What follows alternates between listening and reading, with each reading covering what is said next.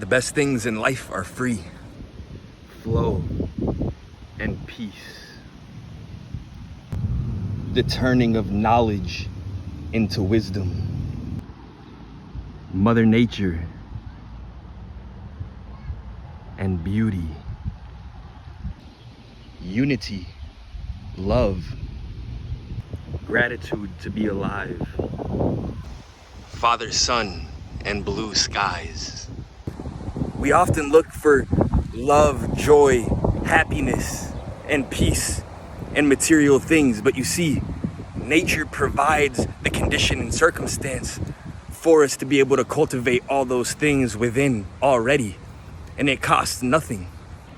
What it costs is the willingness to go within.